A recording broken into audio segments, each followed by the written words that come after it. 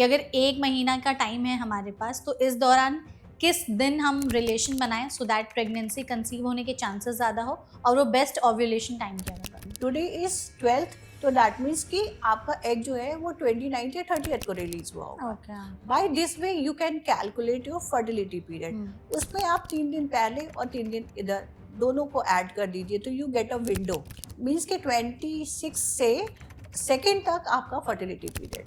Every 24 hours आपको एक बार relation में जरूर आना चाहिए. टेस्ट रहते हैं ये सिर्फ औरतों में कराए जाते हैं कि मर्दों के लिए भी कुछ हम स्पेसिफिक मर्दों टेस्ट के होते लिए हैं? भी, हम मेल्स के लिए भी टेस्ट कराते हैं. उसमें सबसे पहला जो बेसिक टेस्ट है दैट इज सीमेन एनालिसिस. उसमें भी बहुत ज़्यादा प्रेशर रहता है कि ये महीने का ओव्यूलेशन पीरियड चल रहा है, इस दौरान नहीं किया तो टाइम निकल जाएगा। बहुत सोच रहे थे मगर फिर भी हम ट्राई नहीं नहीं कर कर पाए. पाए। एक हैंग आउट डे प्लान कर लो व्हेन एवर डियर इज दोनों योर का फर्टिलिटी विंडो, या ओव्यूलेशन किट आ गई है, एंड प्लस ब्लड टेस्ट भी आ गए हैं. एलएच का ब्लड टेस्ट कर लेते हैं कि विद इन 24 आवर्स आपका एग रिलीज होने वाला है. खाने की चीज़ें शुरू कर देनी चाहिए या बंद कर देनी चाहिए अगर कोई प्रेगनेंसी प्लान आजकल करना के चाहता है टाइम में तो? हमें बंद करने के ऑप्शन ज़्यादा मिलते हैं बिकॉज लाइफस्टाइल ऐसा हो गया है कि हमारे जितने भी सेसमे सीड्स होते हैं, जितने भी सनफ्लावर सीड्स हैं, they are rich in omega 3 fatty acid. You can start taking that. ठीक है। प्लस जितने भी हमारे कलरफुल फ्रूट्स होते हैं, like if you are consuming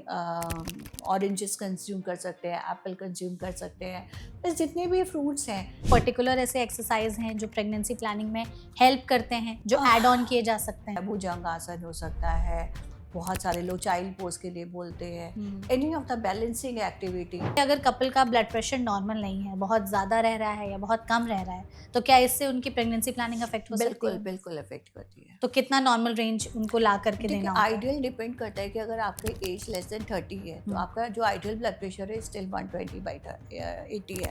120 से 80 होना चाहिए। 120 ऊपर का एंड डायस्टोलिक 80 होना ठीक चाहिए. है। तो क्या अगर कपल को डायबिटीज़ है, उनका शुगर बहुत ज़्यादा हाई रह रहा है, तो इसकी वजह से भी प्रेगनेंसी प्लानिंग में दिक्कत हो सकती है? या 90% केसेस में erectile dysfunction is very common in males those who are diabetic. Diabetes की वजह से? डायबिटीज की वजह से. Okay. एंड सेकेंड थिंग क्या होता है कि if you had erectile dysfunction तो ऑब्वियसली हो नहीं पाएगा चीज़ें। इनफर्टिलिटी में प्रॉब्लम आती है. हम अब प्रेगनेंसी प्लानिंग के बारे में सोच रहे हैं, तो फीमेल में और मेल में दोनों में क्या टेस्ट कराएं? प्लस साथ में हम रूबेला भी जरूर कराते हैं. रूबेला एक तरीके का वायरस होता है कि अगर किसी फीमेल को ड्यूरिंग प्रेगनेंसी हो जाए तो बेबी के हर ऑर्गन को इफेक्ट करता है. ओके। मतलब लाइक आइज को इफेक्ट करता है, हियरिंग को इफेक्ट करता है, ब्रेन को इफेक्ट करता है, इवन लिवर एंड स्प्लीन के डेवलपमेंट को इफेक्ट करता है. तो there an number of organs जिसको कि रूबेला इफेक्ट करता है.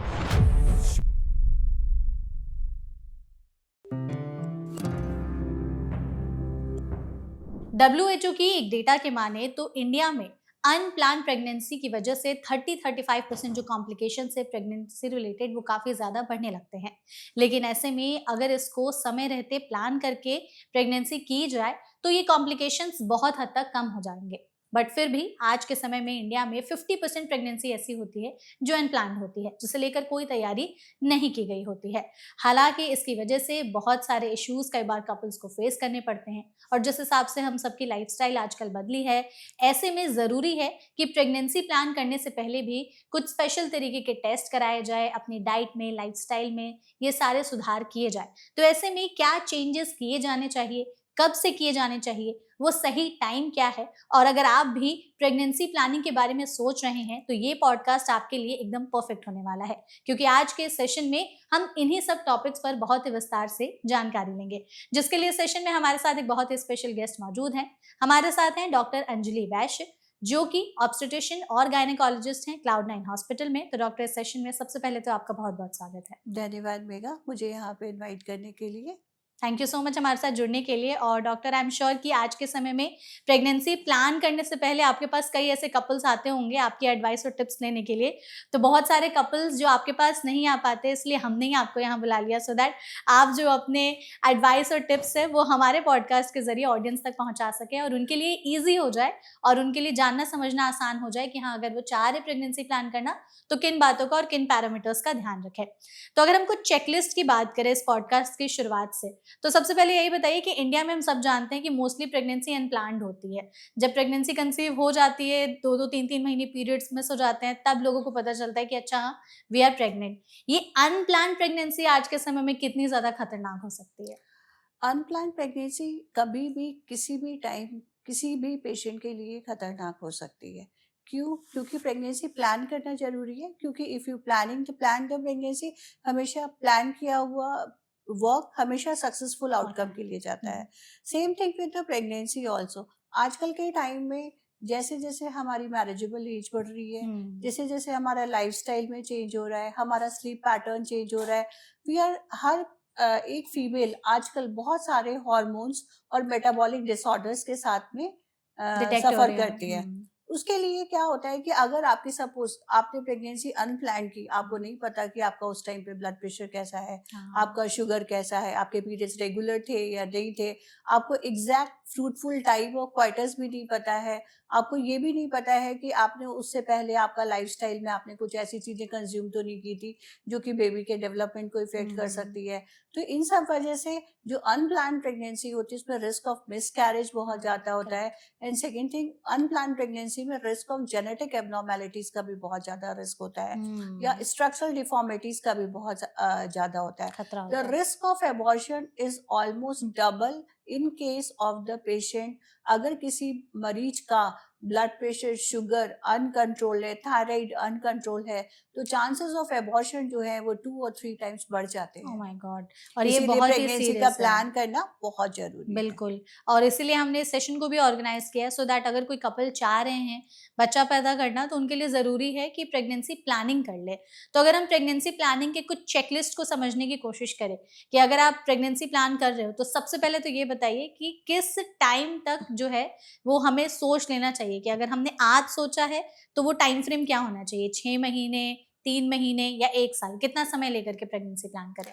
डिपेंड करता है कि मरीज की एज क्या है, ठीक उसको है। कोई मेडिकल प्रॉब्लम तो नहीं है, हुँ, या मरीज के घर में कई बार होता है कि infertility also runs in family, हाँ। फैमिलीज में होता है, या मरीज को कोई फाइब्रॉइड या कुछ ऐसा डिसऑर्डर तो नहीं है जिसको, या एंडोमेट्रियोसिस, मतलब बहुत सारी ऐसी बीमारियां हैं जो कि प्रेगनेंसी प्लान करने के बाद में रिजल्ट आने में टाइम लेती है। हुँ, अगर सपोज आपकी जो बेस्ट आउटकम होता है प्रेगनेंसी का, वो होता है 25 to 30 ईयर्स में। ओके। उस टाइम पे एग की क्वालिटी अच्छी होती है, हुँ, पेशेंट को भी 90% केसेस में कोई मेडिकल डिसऑर्डर्स नहीं होता है, किसी तरीके की और प्रॉब्लम नहीं होती, तो chances of conception is very high.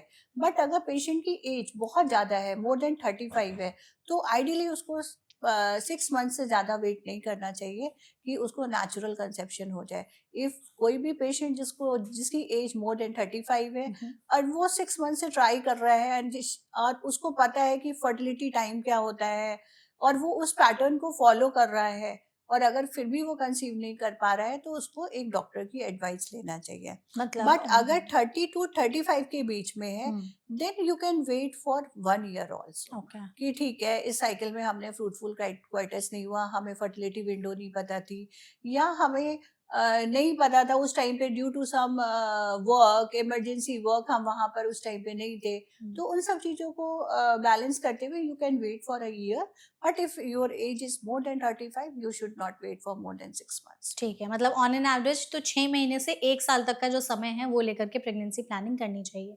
तो अगर किसी कपल ने सोच लिया है कि चलो हमें आज से प्लानिंग की तरफ हम बढ़ रहे हैं, उनका पहला स्टेप क्या होना चाहिए? क्या उनको अपनी लाइफ़स्टाइल में कुछ ऐसे बदलाव करने बिल्कुल। चाहिए?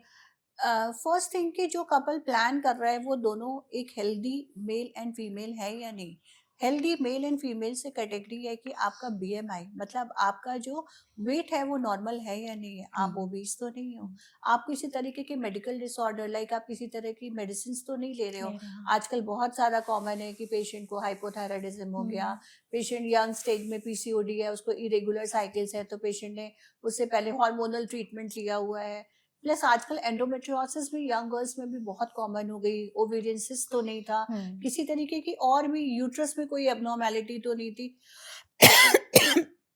अगर ऐसा कोई मेडिकल प्रॉब्लम नहीं है, तो एक रूटीन सेट ऑफ पैटर्न होता है, कुछ बेसिक इन्वेस्टिगेशन होते हैं, जो एवरी आइदर ऑफ द, चाहे उसको कोई मेडिकल प्रॉब्लम हो हो या ना या हो। ना हो, ये टेस्ट तो करवाने हैं। उसमें है ब्लड ग्रुप, पेशेंट का हीमोग्लोबिन कितना है, पेशेंट का थायराइड प्रोफाइल कैसा है, पेशेंट का शुगर लेवल कैसा है, पेशेंट का अपना नॉर्मल ब्लड प्रेशर कैसा रहता है, उसमें तो कोई नहीं ऊपर नीचे होता है। Just 3 viral markers, HIV, hepatitis B and hepatitis C, because ये वो वायरल मार्कर्स है, ये वायरल इन्फेक्शन है जो कि मदर से या आइदर ऑफ द पेरेंट्स से बच्चे को जाने का खतरा रहता है। ओके। एंड थर्ड जो आजकल जो सबसे ज्यादा इंपॉर्टेंट आ गया, that is a thalassaemia screening, जिसको कि थैलेसीमिया के लिए हम HB इलेक्ट्रोफोरेसिस करके एक ब्लड टेस्ट होता है जिसका हम मदर का कराते हैं। अगर मदर का पॉजिटिव आता है then we screen for father also, so that कि जो आने वाला बच्चा है उसको वो कैरियर ना हो। आपने जैसे कहा कि कुछ टेस्ट कराए जाते हैं, तो ये जितने टेस्ट रहते हैं ये सिर्फ औरतों में कराए जाते हैं कि मर्दों के लिए भी कुछ हम स्पेसिफिक मर्दों टेस्ट के होते लिए हैं? भी, हम मेल्स के लिए भी टेस्ट कराते हैं। उसमें सबसे पहला जो बेसिक टेस्ट है that is semen analysis. Semen analysis के कुछ इंपॉर्टेंट पैरामीटर होते हैं कि उनका जो वॉल्यूम था वो ठीक था, उनका कलर ठीक था, उनका सेडिमेंटेशन या एग्लूटिनेशन तो नहीं था, उनकी विस्कोसिटी कैसी थी। 3 इंपॉर्टेंट पैरामीटर्स, उनका स्पर्म काउंट कैसा है, उनकी मोर्टेलिटी कैसी स्पर्म्स की, उनकी मॉर्फोलॉजी कैसी है। ये 3 में बहुत इंपॉर्टेंट पैरामीटर हैं किसी भी मेल को लेवल करने के लिए कि वो कितना सक्षम है बच्चा पैदा करने के लिए। बट अगर इनमें कोई भी एबनॉर्मेलिटी होती है तो we try to give the some supplement and repeat this test after 4 weeks, और डिपेंडिंग अपॉन कि क्या फैक्टर्स इन्वॉल्व है। डॉक्टर, आपने जैसे कहा कि आपने जैसे कहा कि लाइफस्टाइल में बदलाव करने ज़रूरी होते हैं। कुछ लोग ऐसे होते हैं आजकल के जो कपल्स, कुछ मान लीजिए लेट्स सपोज कि वो स्मोकिंग और ड्रिंकिंग करते हैं। तो अगर उन्होंने सोचा है कि उन्हें आज से प्रेगनेंसी प्लानिंग करना है और आपने उन्हें 6 महीने से 1 साल तक का टाइम दिया, तो अगर उन्होंने क्विट कर दिया स्मोकिंग और ड्रिंकिंग, तो 6 महीने से 1 साल तक के बीच में उनकी बॉडी रेडी हो जाएगी बच्चा पैदा करने के लिए? अगर आप स्मोकिंग और अल्कोहल को क्विट करते हैं तो विद इन 3 to 4 मंथ्स आपकी बॉडी जो होती है वो नॉर्मल फेज में चली जाती है। 3 महीने। बट इफ ये डिपेंड करता है कि आप कितना कंज्यूम करते थे।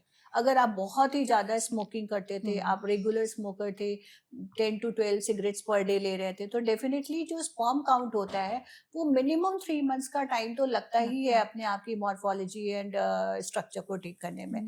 बिकॉज क्योंकि वो आज जो हमें स्पर्म मिल रहा है या आज जो हमें इजैकुलेशन में जो स्पर्म निकल रहा है वो 75-9 डेज पहले टेस्टिस में बनना शुरू हुआ था। तो आपने जो भी बदलाव किए मिनिमम 3 मंथ्स तो उसके लिए हमें टाइम लगता ही है।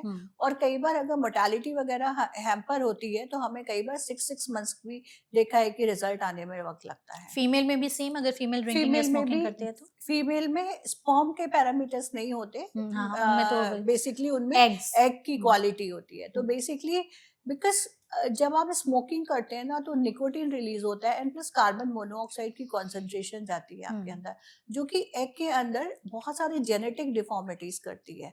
तो ऑल्दो एवरी साइकिल में फीमेल्स के अंदर एग का बनना होता है, बट स्टिल जो हमारे हार्मोन्स हैं, जो हमारे ब्रेन से जो सिग्नल्स निकलते हैं, उन सबकी सर्कैडियन रिदम आने में 3 to 4 मंथ्स का टाइम लगता है। तो ऑन एन एवरेज 3-4 महीने का समय। 3 to 4 months you should plan, at least 3 to 4 months prior you should quit from all these things। ठीक है।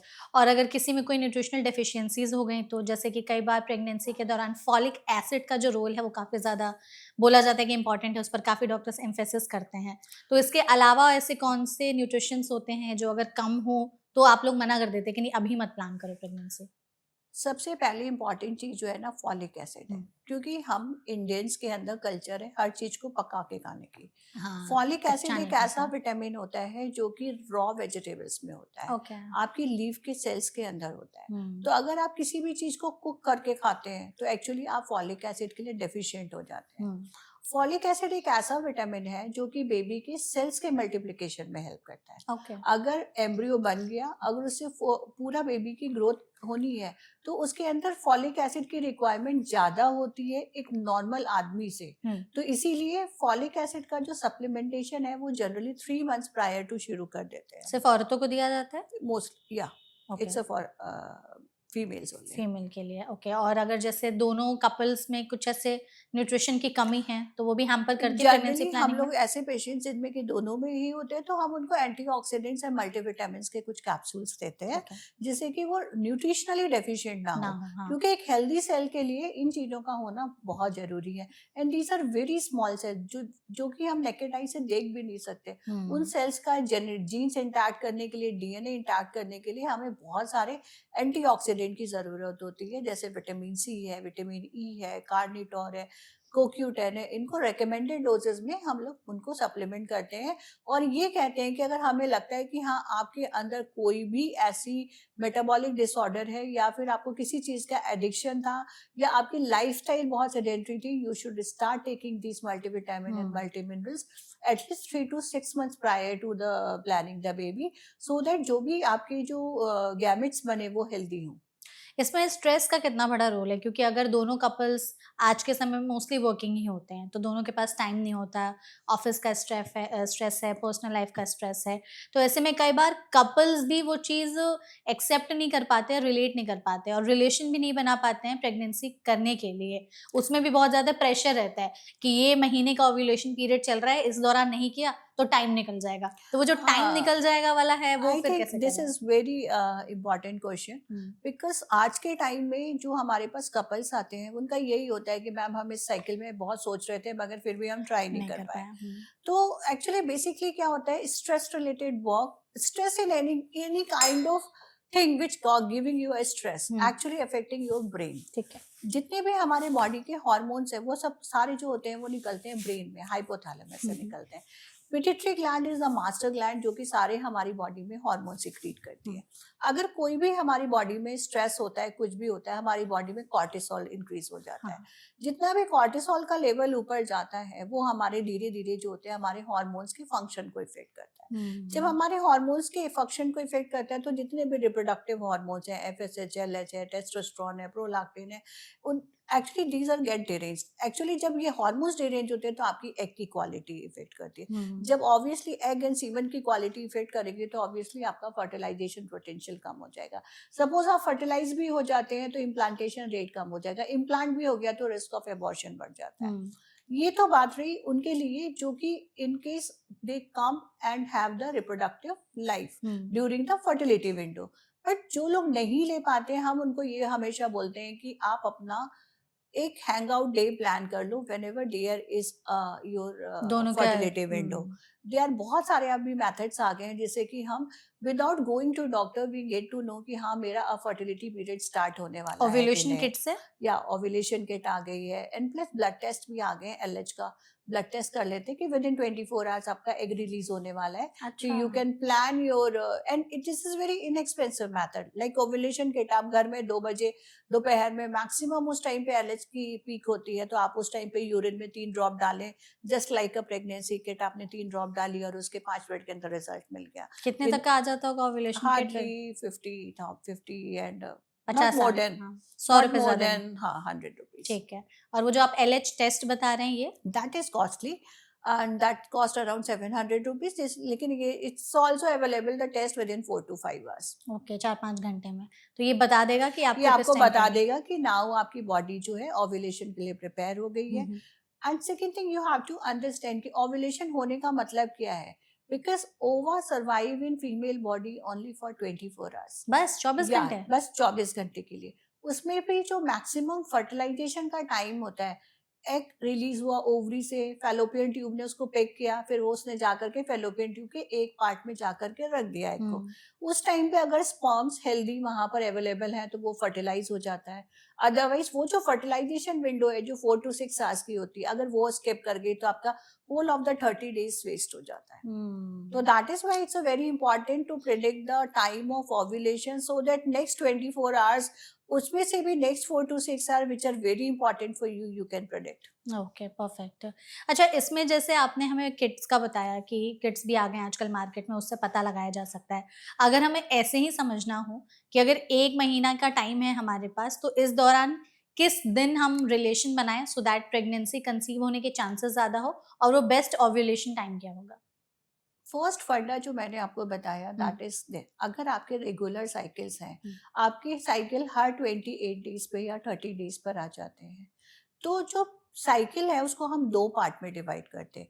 एक फर्स्ट पार्ट ऑफ साइकिल जिसमें एग बनता है, हम्म, और सेकंड पार्ट ऑफ साइकिल जिसमें एग रिलीज होकर के यूट्रस की लाइनिंग प्रिपेयर होती है बेबी को इम्प्लांटेशन के लिए। ठीक है। जो सेकंड पार्ट ऑफ साइकिल होता है 14 डेज का, वो फिक्स्ड होता है। हम्म, सपोज मैं आपको एक डेट बताती हूँ, आज जैसे सपोज 14th है, हम्म, तो आपका एग वो लास्ट के 14 डेज फिक्स्ड है, तो इसका मतलब आपका एग जो है वो 31 जनवरी को रिलीज हुआ होगा। ठीक है। अगर आज 14th है तो हम्म, टुडे इज 12th, तो दैट मीन्स कि आपका एग जो है वो 29th या 30th को रिलीज हुआ होगा। ओके।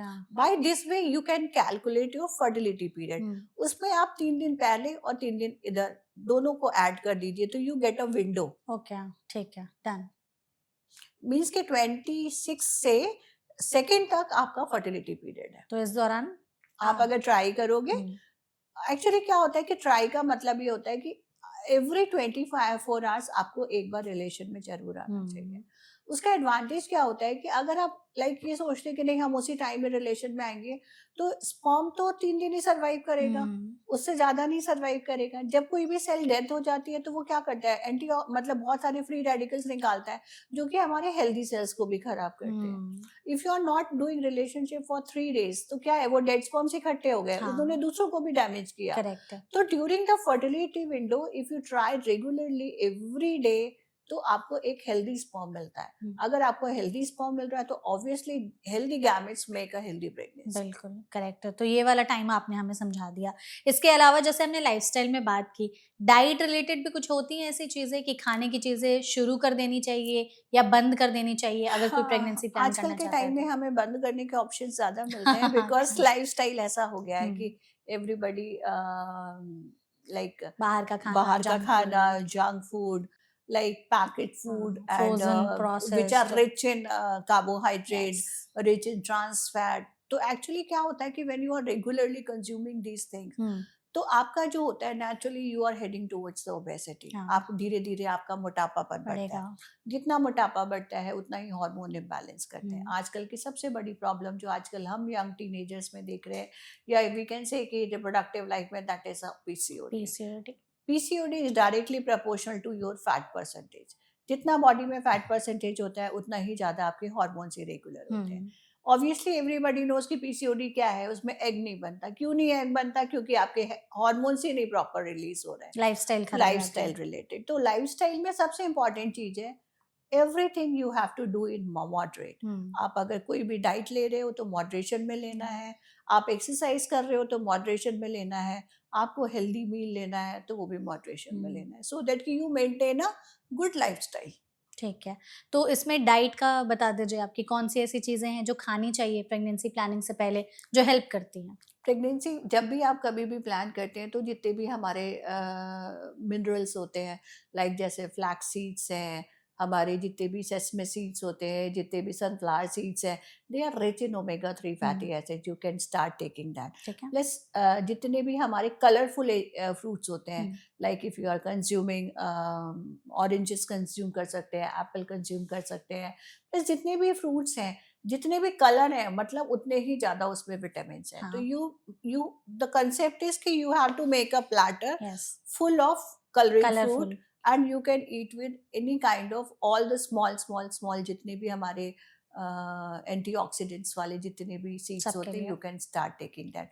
प्लस आपको कंज्यूम क्या नहीं करना है, बहुत ज़्यादा ऐसी चीज़ें कंज्यूम नहीं करनी जो कि ट्रांस फैट है, जैसे बटर है। हम्म, जो चीज़ जमी हुई है इस ठंडक के मौसम में, हाँ, अगर बटर है, चीज़ है, इवन देन बहुत सारा देसी घी है, हम्म, you should avoid all these things. ठीक है। तो ये सारी चीजें अवॉइड Plus करनी चाहिए। vitamin D is very good for reproductive health. Okay, तो विटामिन डी की Vitamin D सनलाइट। तो या sunlight you can start morning jogging, hmm, early hours की जो होती है you can do that. And plus उससे भी क्या होगा कि because all the hormones, हम्म, जितने भी हमारी बॉडी के हॉर्मोन्स हैं, उनके जो रिसेप्टर्स हैं, जितने भी जहाँ पर भी वो काम करते हैं, these are governed by vitamin D. Activity होता है उससे। परफेक्ट है। ये लड़के और लड़कियों दोनों के लिए Yeah, है। it's for both the things, ठीक है। both male and female.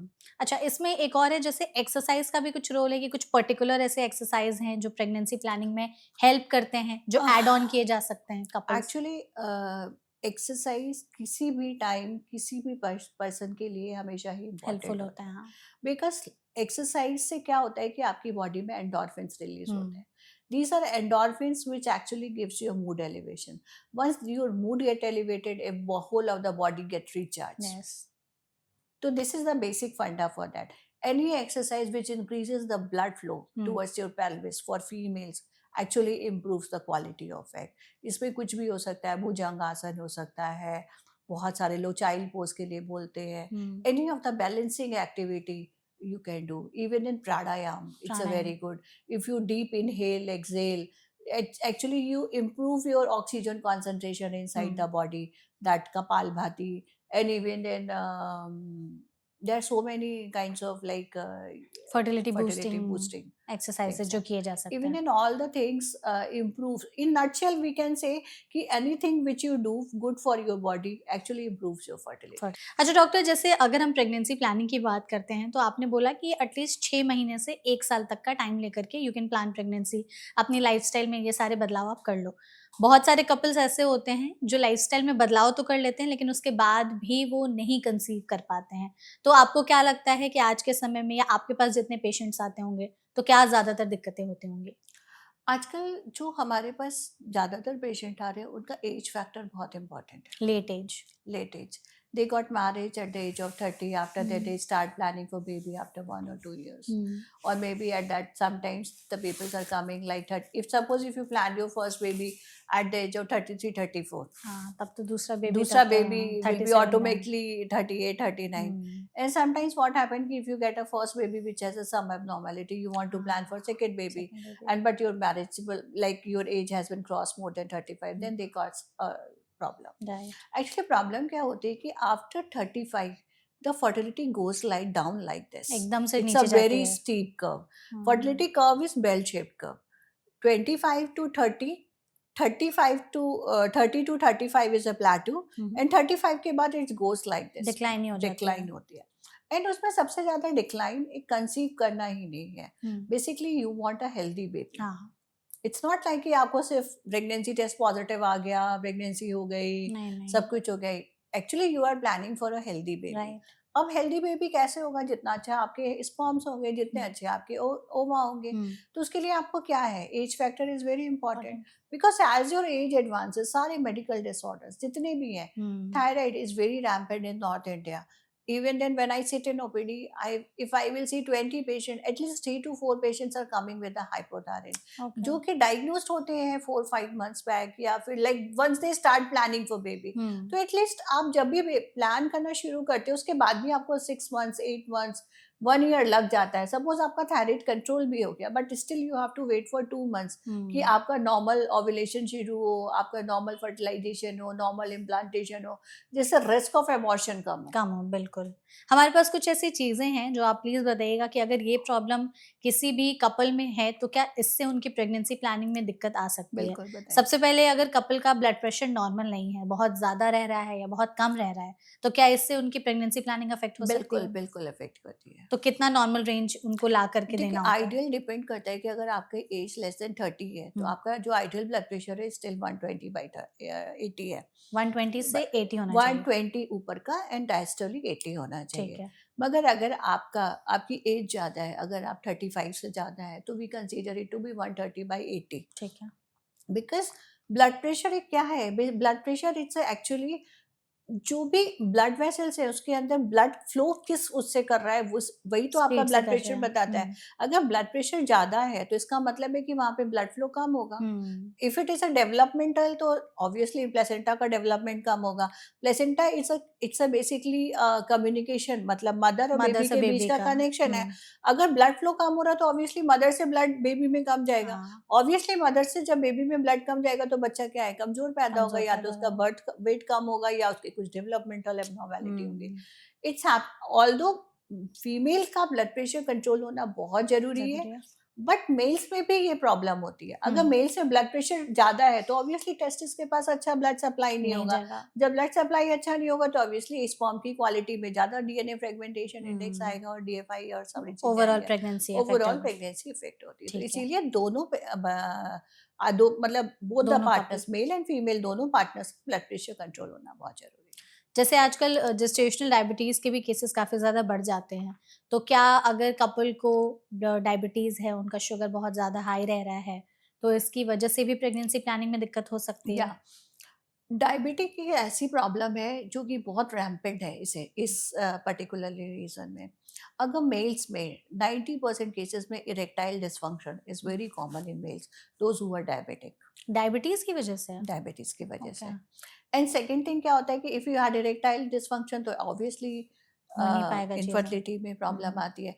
Plus what happened in females, females में अगर आपका शुगर लेवल ज़्यादा होता है तो ऑब्वियसली आपका ओव्यूलेशन नहीं हो पाता है। हुँ, ओव्यूलेशन नहीं होता है तो एग की क्वालिटी सफ़र करती खराब है। होता अगर है। इनकेस बेबी हो भी गया तो उसमें जितने भी मेजर ऑर्गन्स होते हैं लाइक हार्ट का होता है एंड स्पाइन का development solely depends on your sugar level. और ये अच्छे से नहीं इसीलिए हो पाता, ये नहीं अच्छे से हो पाता है। तो इसीलिए ये सारे रिस्क फैक्टर उनमें ज़्यादा आ जाते हैं जो डायबिटिक जिनमें होते हैं। पहले से डायबिटीज़ होती है। जेस्टेशनल डायबिटीज़ का मतलब है कि डायबिटीज़ डेवलप हुई आफ्टर 20 वीक्स जब मेजर ऑर्गन्स बन चुके होते हैं। ओके, उनमें ये रिस्क फैक्टर होता है मगर कम होता कम है। होता है। प्लस क्या होता है जीडीएम में जो सबसे इम्पोर्टेंट सबसे ज़्यादा रिस्क फैक्टर आता है वो आता है बच्चे के चारों तरफ का पानी बढ़ जाना। अच्छा, अगर बच्चे का चारों तरफ पानी बढ़ गया तो उनको प्री टर्म डिलीवरी के चांसेस हो जाते हैं। प्री टर्म डिलीवरी होगी तो ऑब्वियसली बच्चे का एज मैच्योर नहीं होगा, फिर बच्चे का नर्सरी का स्टे बढ़ जाता है। हुँ, या फिर अगर अगर आपने शुगर कंट्रोल भी कर ली तो कई बार बच्चे का साइज बहुत बड़ा हो गया, बच्चा 4 केजी का हो गया जो कि आप नॉर्मल डिलीवरी नहीं करा सकते। जब आप सिज़ेरियन नॉर्मल पे जाना डिलीवरी है। नहीं तो आपके सिज़ेरियन रेट बढ़ जाता है। तो दीज़ आर द कॉम्प्लिकेशन जो कि आज के टाइम में हम जीडीएम या फिर यू कैन से कि those patient who are suffering from diabetes are having. तो कितना होना चाहिए फिर डायबिटीज़ में नॉर्मल ब्लड शुगर रेंज? जो सुबह फास्टिंग जिसको हम कहते हैं, जो कम से कम 8 घंटे बिना खाए हुए कराते हैं, उसमें 100 से नीचे होना चाहिए ठीक है, और खाना खाने के बाद 140 से नीचे होना चाहिए। 140 से नीचे होना उससे भी चाहिए। एक इम्पॉर्टेंट पैरामीटर होता है जिसको हम कहते हैं HbA1c, जो कि हमें एक एवरेज वैल्यू देता है 3 महीने में आपकी शुगर का लेवल क्या था। कितना होना चाहिए वो? वो जो है बिलो 6 होना चाहिए, 6 से ऊपर नहीं जाना चाहिए। 6 से कम होना चाहिए, ओके, ठीक है। और अभी जैसे थायराइड के केसेस बहुत ज़्यादा बढ़ रहे हैं, तो जिन कपल्स में थायराइड है, तो इसकी वजह से भी क्या उनकी जो प्रेगनेंसी की प्लानिंग है, वो अफ़ेक्ट हो सकती है और उसमें दिक्कतें आ सकती हैं? थायराइड एक kind of fertiliser for any of the fertility patient. मतलब थायराइड एक ऐसा हार्मोन होता है जो कि ओव्यूलेशन में हेल्प करता है। हुँ, ओव्यूलेशन के बाद में वो इम्प्लांटेशन में हेल्प करता है। अगर आप कोई भी पौधा लगाते हैं, आप रॉ मिट्टी में लगा देते हैं तो ऑब्वियसली उसकी ग्रोथ उतनी अच्छी नहीं नहीं होती होती है। है। उसमें कुछ ना कुछ फर्टिलाइजर डालना पड़ता है। हुँ, वो फर्टिलाइजर जो ह्यूमन बॉडी में है वो थायराइड हार्मोन है। बिकॉज ये जो होता है वो यूट्रस के अंदर की जो लाइनिंग होती है जहाँ पे एम्ब्रियो जाके अटैच होता है, जिसकी वजह से उसको हम डेसिडुअल रिएक्शन कहते हैं। वो डेसिडुअल रिएक्शन सोली जो होती है वो थायराइड पे डिपेंड करती है। तो ओके, इसीलिए थायराइड का कंट्रोल होना बहुत जरूरी है। हुँ, दूसरा जो बेबी का जो ब्रेन का डेवलपमेंट होता है, जो न्यूरोनल सेल्स होते हैं, जो न्यूरॉन्स होते हैं, जो बेबी के सारी सेल्स का डेवलपमेंट एक जगह होता है हुँ, मगर वो सेल्स निकल करके डिफरेंट डिफरेंट लोकेशन में जाते हैं जहाँ पे उनको असाइन होता है कि ये हार्ट सेल में कन्वर्ट होगा, ये किडनी में कन्वर्ट होगा, ये हार्ट में जाके कन्वर्ट होगा। तो ये जो न्यूरोनल सेल्स का माइग्रेशन होता है दैट ओनली डिपेंड्स ऑन ये थायराइड लेवल पे। ओके, और ये होता है 16 वीक्स के आसपास। जब आपका चौथा महीना चल रहा होता है उस टाइम पे थायराइड बहुत अच्छे से कंट्रोल होना चाहिए। अगर नहीं कंट्रोल होता है तो बेबी के आईक्यू मेंटल डेवलपमेंट पे फर्क पड़ता है। कितना एंड होना चाहिए थायराइड? प्रेगनेंसी में फर्स्ट 3 मंथ्स में बिलो 2.5 होना चाहिए ठीक है, टीएसएच की वैल्यू जो हम रेगुलरली मॉनिटर करते हैं, और 3 मंथ्स के बाद 3 होनी चाहिए। 3 होनी चाहिए, ये नॉर्मल रेंज ये होनी चाहिए। नॉर्मल रेंज है। ओके, तो आपने अंटिल डिलीवरी तक हमें 3 तक मेंटेन करना होता है। ठीक है। इसके अलावा भी कोई ऐसी बीमारियाँ होती हैं जिसकी वजह से प्रेगनेंसी प्लानिंग में कपल्स को तकलीफ हो सकती है? आजकल तो बहुत सारे ऑटो इम्यून डिसऑर्डर्स आ हाँ, रहे हैं जिसमें पेशेंट को रिस्क ऑफ अबॉर्शंस बहुत ज़्यादा हाई हो गए हैं। Plus like any any kind of metabolic disorder जिसमें हुँ, आपकी बॉडी की फंक्शनिंग प्रॉपर नहीं है। ओबेसिटी वगैरह है। ओबेसिटी है, इरेगुलर ओव्यूलेशन है, जितने भी what you can say hypercholesterolaemia है, ये सारी चीज़ें जो होती हैं आपकी body in later part of life affect तो जैसे करता है। पीसीओडी आजकल लड़कियों में काफ़ी ज़्यादा कॉमन होते जा रहा है, तो जिनको पीसीओडी है बोलते हैं कि वो बच्चा ही नहीं पैदा कर सकती। ऐसा नहीं है बहुत कि कॉमनली ये चीज़ नहीं, यूज़ की ऐसा जाती है। नहीं है कि पीसीओडी वाले बच्चे पैदा नहीं कर हुँ, सकते। पीसीओडी में जो मेन सिम्पटम होता है दैट इज़ एनोवुलेटरी इफेक्ट। हाँ। एनोवुलेटरी इफेक्ट का मतलब होता है कि उनका एग जो होता है बनता है मगर प्रॉपर टाइम पे नहीं बनता हुँ, है। हुँ, तो कई बार सिंपल ओव्यूलेशन इंडक्शन करके या एग बनने की मेडिसिन दे करके there is a fair chances कि उनको बच्चा हो जाता हुँ, है। हुँ, बट डेफिनिटली अगर आपका पीसीओडी बहुत सिवियर कैटेगरी का है, हुँ, बहुत सारे ऐसे लोग हैं कि जिनको पीरियड्स आते ही नहीं है बिना दवाई लिए, हुँ, उन लोगों की कैटेगरी में थोड़ा-सा देखना पड़ता है कि आपका हार्मोनल प्रोफाइल किस रेंज में है, आपके अंदर कौन से अच्छे वाले हार्मोन्स कम हैं या बुरे वाले हार्मोन्स ज़्यादा लेवल है। हुँ, डिपेंड करता है उन सब वैल्यूज़ पे कि आपको कितना रेजिस्टेंट टाइप का पीसीओडी है, आपका इंसुलिन रेजिस्टेंस कैसा है, आपका फैट बॉडी का फैट परसेंटेज कैसा है, उसके अकॉर्डिंगली हम ट्रीटमेंट प्लान करते हैं। बट डेफिनिटली ऐसे पीसीओडी पेशेंट्स को असिस्टेंस की ज़रूरत होती है, हुँ। डॉक्टर की ज़रूरत होती है, बट ऐसा नहीं है कि वो नहीं कंसीव कर टर्स का पाते हैं। बिल्कुल, क्योंकि ये बहुत ही ज़्यादा एक टैबू बना कर के रख दिया गया है। ऐसे में और भी ऐसे कुछ टेस्ट होते हैं जो कपल्स में आप कराते हैं जब वो आपके पास आते हैं एडवाइस के लिए कि हाँ, हम अब प्रेगनेंसी प्लानिंग के बारे में सोच रहे हैं। तो जो फीमेल में और मेल में दोनों में क्या टेस्ट कराए जाते हैं? अभी तो जो हम मैंने आपको शुरू में बताया, वो तो हम करवाते ही हुँ, करवाते हैं, प्लस साथ में हम रूबेला भी ज़रूर कराते हैं। रूबेला एक तरीके का वायरस होता है कि अगर किसी फीमेल को ड्यूरिंग प्रेगनेंसी हो जाए, हुँ, तो बेबी के हर ऑर्गन को इफ़ेक्ट करता है। ओके। मतलब लाइक आइज़ को इफ़ेक्ट करता है, हुँ, हियरिंग को इफ़ेक्ट करता है, ब्रेन को इफ़ेक्ट करता है, इवन लिवर एंड स्प्लीन के डेवलपमेंट को इफ़ेक्ट करता है। तो there an number of organs जिसको कि रूबेला इफ़ेक्ट करता है। तो हमें उसके लिए भी टेस्ट कराना होता है और देखना होता है। उसमें एक टेस्ट होता है जिसको हम रूबेला आईजीजी कहते हैं। रूबेला आईजीजी एक टेस्ट है जिसमें कि आईजीजी की वैल्यूज़ बढ़ जाती है अगर पेशेंट के अंदर उसके अगेंस्ट जो है इम्यूनिटी है। ओके, रूबेला का उसको तो वो जो इम्यूनिटी आती है वो आपको वैक्सीन के थ्रू आती है। अच्छा। जब आप 16 साल के होते हो या फिर टीनेजर्स होते हो तो आपको एक एमएमआर करके वैक्सीन लगती है हुँ, जिसको कि हम मीजल्स में रूबेला वैक्सीन कहते हैं। उस वैक्सीन एक बार ही लगता है लाइफ टाइम में, वो आपको पूरी लाइफ के लिए इम्यूनिटी देता है।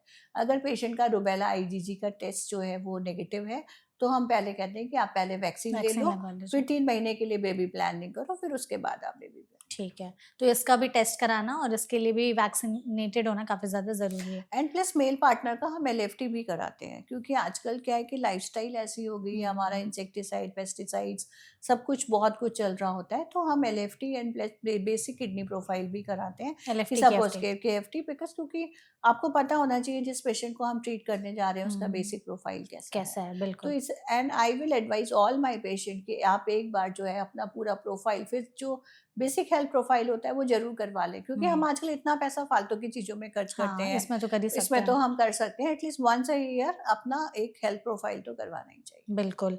हम चाहते हैं डॉक्टर कि आप ये भी बताइए हमारी ऑडियंस को कि अगर कोई पेशेंट या जो भी ऑडियंस हमारे इस वीडियो को देख रहा है, वो सोच रहे हैं कि हमें बच्चा पैदा करना है, हम आज से इस बारे में प्लानिंग कर रहे हैं।